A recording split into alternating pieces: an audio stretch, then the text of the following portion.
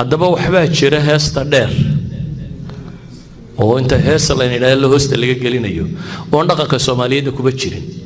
waxaan muusiga la yiraahdo dhaqanka Soomaaliyeed gaalku la socday soo saamo ogidin horta dhaqanka Soomaaliyeed hidiye dhaqanka kuma jiro muusig safaaradii ugu horeysay bigelka la tumi jiray Ingiriiska watay iyo Hindidii la socotay cuudkiya kamankiya intii la garaac jiray qoladii cadan ka timi baa la timi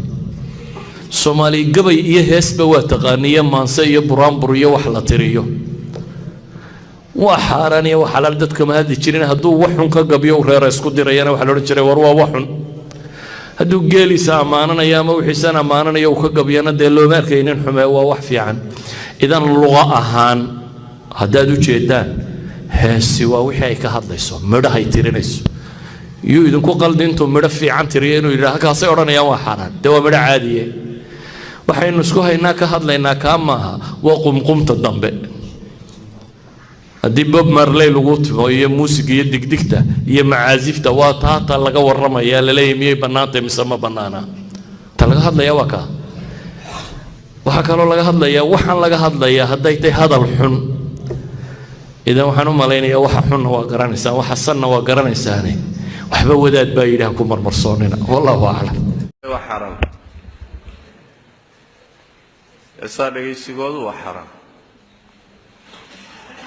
أئمة السلف رضوان الله عليهم الصحابة التابعين اسكمين خلاف سنين هيسوين يسمبنانين حديث النبي صلى الله عليه وسلم بمعناها تلماميو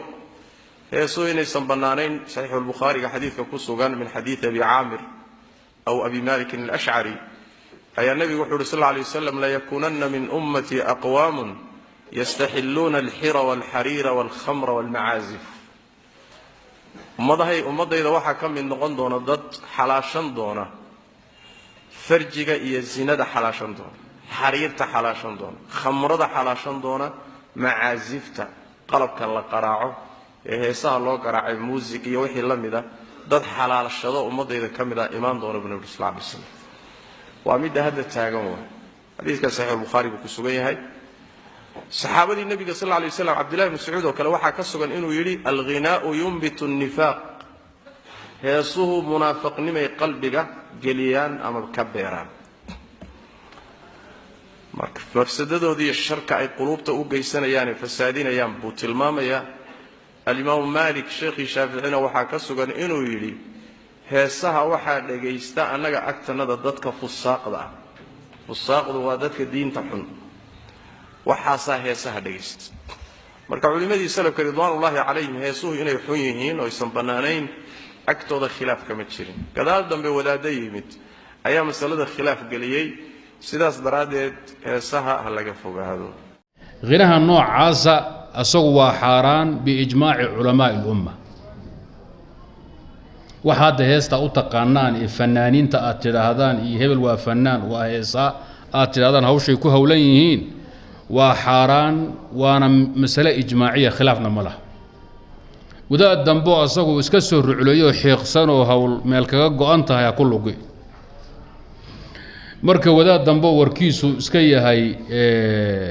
خالد قالي أما اجتهادو قفي لو ملوكو مسألة مركا مسألة مران لما هيستا لحن كالي استيجابين تالي إذا بدرده وضاته